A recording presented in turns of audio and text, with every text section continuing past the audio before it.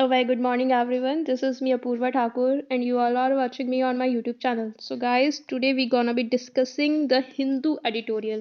बहुत शानदार ये डिस्कशन होने वाला है जिसमें हम द हिंदू का आज 5 जनवरी है 5 जनवरी 2022 जिसमें हम आज का शानदार एडिटोरियल डिस्कस करने वाले हैं जो बहुत ही ज़्यादा इम्पॉर्टेंट हो जाता है इंटरनेशनल पॉलिटिक्स में। बिकॉज ये जो टॉपिक है मैंने इसलिए लिया है क्योंकि ये है सूडान के ऊपर। सूडान जो एक कंट्री है अफ्रीका में, बहुत इंपॉर्टेंट एक कंट्री है और बहुत ज़्यादा टर्मोइल इसमें देखने को मिल रहा है, बहुत ज़्यादा अराजकता फैली हुई है। मिलिट्री ने सब कुछ अपने कंट्रोल में ले लिया है और हाल ही में यहाँ के जो प्राइम मिनिस्टर हैं अब्दुल्ला हमदौक, इन्होंने रिज़ाइन कर दिया है जिसकी वजह से पूरी पावर मिलिट्री के हाथ में आ गई है।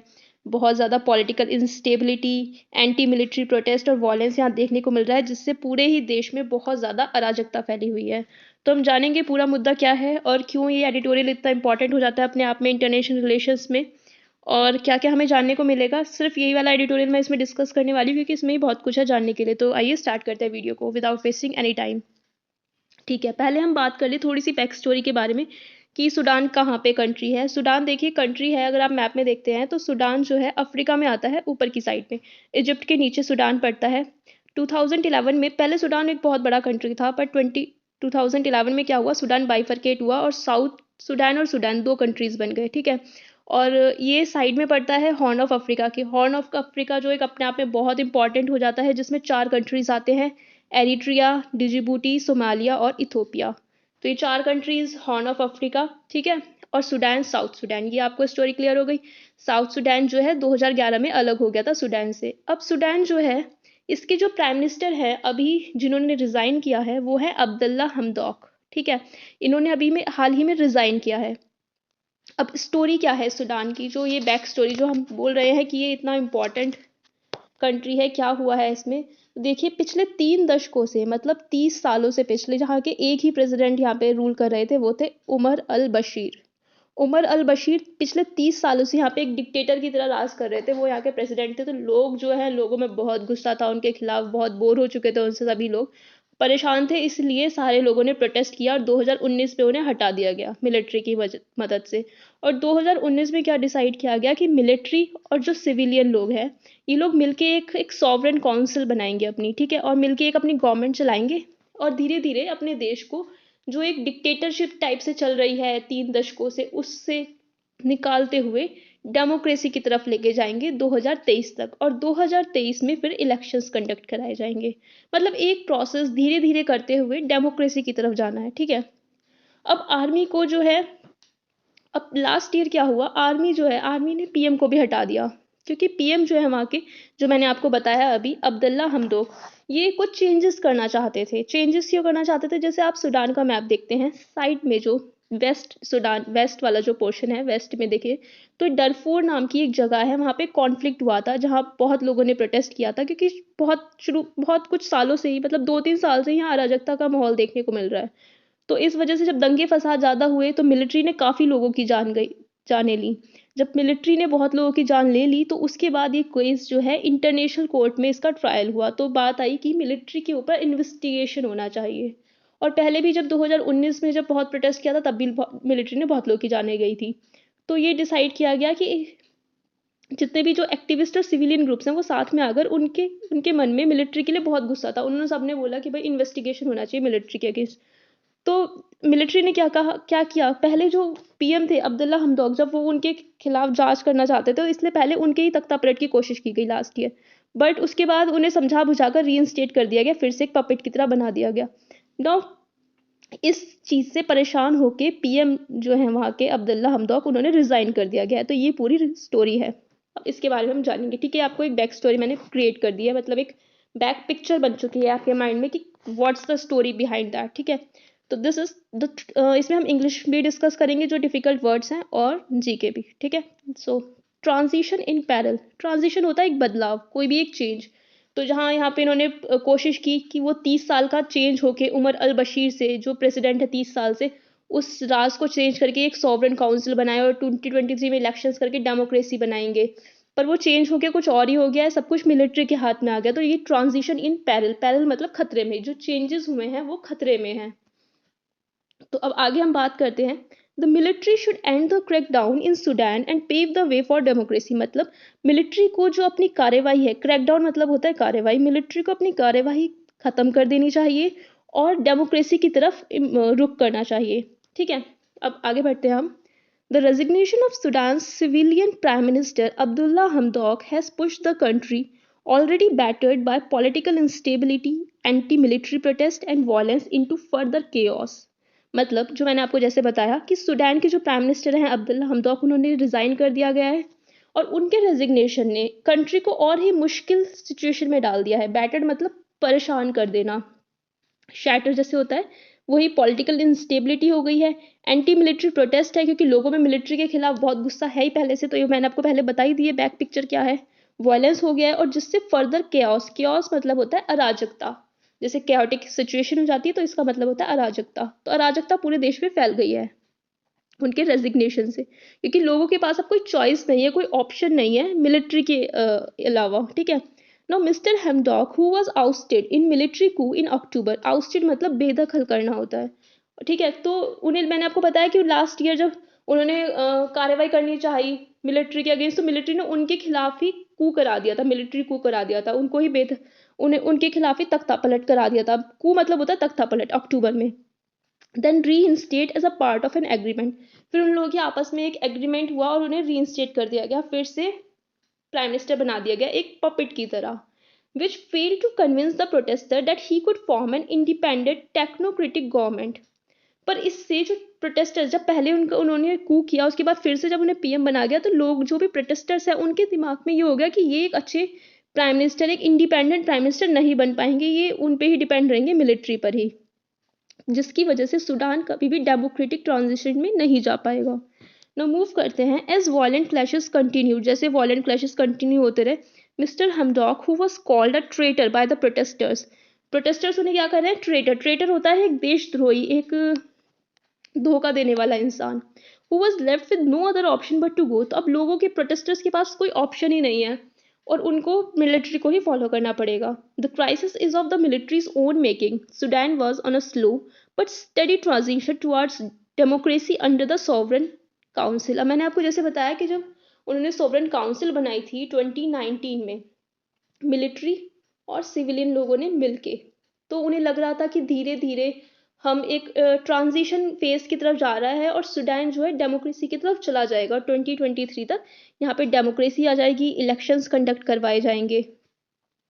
तो वही बात हो रही है कि सूडान को लग रहा था कि वो एक स्लो स्टडी ट्रांजिशन की तरफ है। जो ये सॉवरेन काउंसिल बनाया गया था, देखिए इसमें लिखा भी है, which was formed as a part of power sharing agreement between generals and the civilian leaders. General और जनरल हैं, मिलिट्री जनरल जो वहाँ के हैं, और उनके जो सिविलियन लीडर्स हैं जो वहाँ के, इन लोगों के बीच में मिलके एक एग्रीमेंट हुआ था। बट जनरल अब्दुल फतेह अल बुरहान, ये वहाँ के मिलिट्री जनरल हैं जिन्होंने अभी ये सारा काम किया है, ही डिसबैंडेड द काउंसिल, उन्होंने काउंसिल को खत्म कर दिया एंड आउस्टेड मिस्टर हेमडॉक। ठीक है, आप समझ रहे हैं, उन्होंने सारी पावर अपने हाथ में लेते हुए काउंसिल को खत्म कर दिया और जो ये मिस्टर हेमडॉक है जो वहाँ के प्राइम मिनिस्टर है, इन्हें भी वहाँ से बेदखल कर दिया। Now, ever since mass protest in late 2018, the generals have tried everything to protect the military privileges। अब वो क्या कर रहे हैं, सिर्फ मिलिट्री की जो पोजीशन है, जो मिलिट्री की पोजीशन खराब हुई है, उसको प्रोटेक्ट करने की कोशिश कर रहे हैं। वो मिलिट्री की कोई ना गलती ना मानते हुए मिलिट्री को प्रोटेक्ट करने की कोशिश कर रहे हैं।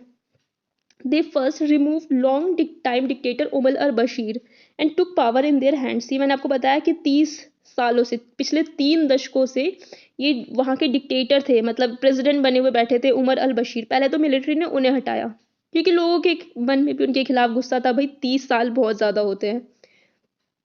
तो they agreed on a power sharing only after direct military rule became unsustainable and when the civilian leaders were consolidating power, consolidate मतलब होता है पावर को इकट्ठा करना। जब सिविलियन लीडर्स जो है अपने पावर को कंसोलिडेट करना चाहा उन्होंने, तो military struck against through the coup, तो मिलिट्री ने क्या किया, कू कर दिया, तख्ता पलट कर दिया। But where they erred was in miscalculating the will of the protesters, but उन्हें पता चला कि प्रोटेस्टर्स ज़्यादा गुस्से में हैं, तो मिलिट्री ने फिर से उन्हें रीइंस्टेट कर दिया जो वहाँ के पीएम थे अब्दुल्ला हमदौक को। तो सिचुएशन ये है कि मिलिट्री के हाथ में अब पावर है सारी की सारी। The military now has power but is in difficult situation, military के पास पावर है बट सिचुएशन बहुत ही डिफिकल्ट है।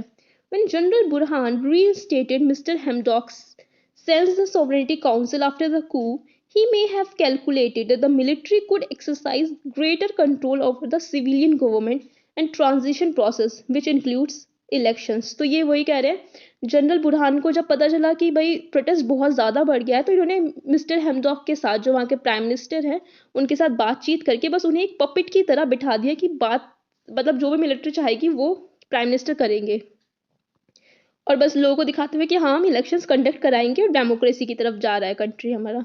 But with mister Hamdok's resignation this plan seems to have collapsed. But जब प्राइम मिनिस्टर जो है वहाँ के, उन्होंने देखा कि भाई मैं क्यों फंसूँ इस झंझट में कि वो अलग बोल रही है, मिलिट्री प्रोटेस्टर्स अलग कुछ चाह रहे हैं, और मैं एक पपेट की तरह, मुझे मिलिट्री की भी सुननी है, मुझे लोगों की भी सुननी है। उन्होंने रिजाइन कर दिया। अब मिलिट्री का जो प्लान है ना, वो यहाँ पे कोलैप्स हो गया है कि मिलिट्री अब कुछ नहीं कर सकती। पहले मिलिट्री बैक स्टेज से उनके कंधे पे बंदूक रख के काम कर रही थी, जो वहाँ के प्राइम मिनिस्टर है। Now a direct take over of the government by military would be extremely unpopular. अब अगर गवर्नमेंट का जो डायरेक्टली गवर्नमेंट का रूल करती है मिलिट्री, तो बहुत ज़्यादा प्रोटेस्ट हो जाएगा, क्योंकि लोगों में ऑलरेडी बहुत ज़्यादा गुस्सा है मिलिट्री के खिलाफ। तो finding a legitimate prime minister would not be easy either.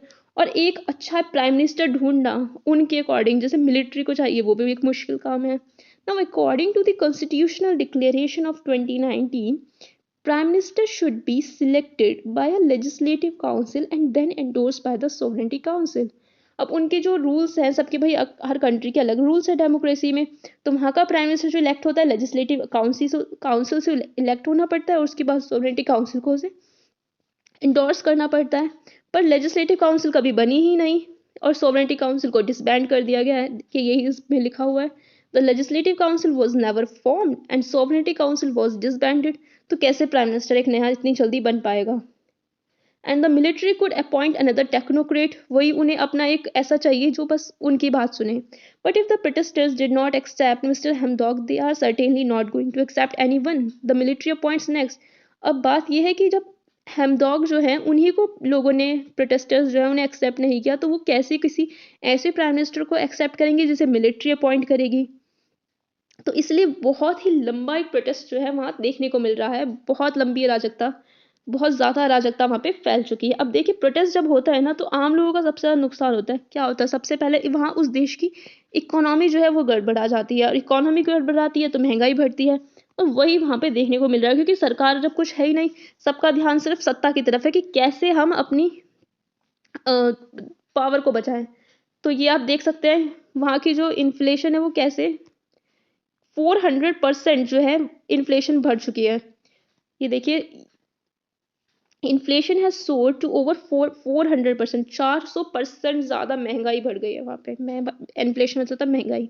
UN says at least a third of the country's nearly 43 million people will need humanitarian assistance in 2022। देखिए हालत इतनी ख़राब हो चुकी है देश की कि UN की एक रिपोर्ट कहती है कि एटलीस्ट जो वहाँ के 1/3 लोग जो हैं 43 मिलियन पीपल, उन्हें ह्यूमैनिटेरियन मतलब एक मदद की ज़रूरत पड़ेगी 2022 तक। Now Sudan needs a stable, responsive government that can address the critical challenges। अब सूडान को ज़रूरत क्या है?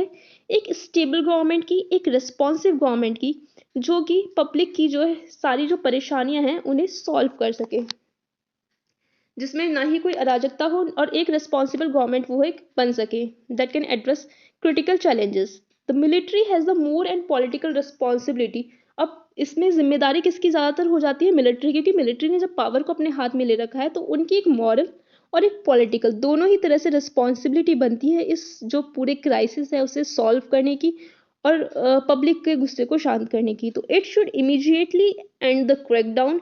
मिलिट्री को जल्द से जल्द ये जो क्रैकडाउन है इसे एंड करना चाहिए। Crackdown, I told you earlier, crackdown का मतलब होता है कार्यवाही, कोई भी चीज़, तो उसे ख़त्म करना चाहिए। Respect the power sharing agreement it signed.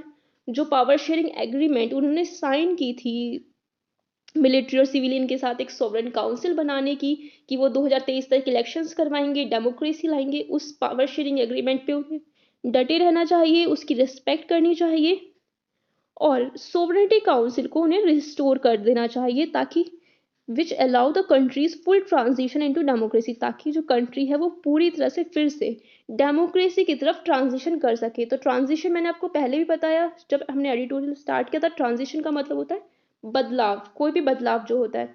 तो ट्रांजिशन इन पैरेलल इसका मतलब ही था। तो सिचुएशन अभी बहुत ज़्यादा हालत ख़राब है, बट इसे सही भी कौन कर सकता है? मिलिट्री ही, क्योंकि अब लोगों के पास भी कोई ऑप्शन नहीं है मिलिट्री के अलावा, तो सब कुछ मिलिट्री के हैंड में है, वो ही इसे सही कर सकते हैं। तो आई होप आपको ये सिचुएशन समझ आई होगी, सूडान की कंडीशन, पॉलिटिकली, ज्योग्राफिकली क्या वहाँ पे सिचुएशन है, और क्या क्या मुद्दा वहाँ पे चल रहा है, क्यों इतनी अराजकता फैली हुई है, क्यों इतना प्रोटेस्ट चल रहा है। So I just hope you like the session. ये एडिटोरियल वाला सेशन पसंद आया तो अगर हमें आगे भी हम ऐसे सेशंस अच्छे जो एडिटोरियल्स होंगे मैं उन्हें कवर करूंगी। Okay, will meet soon in the next amazing video. Till then take care, bye bye.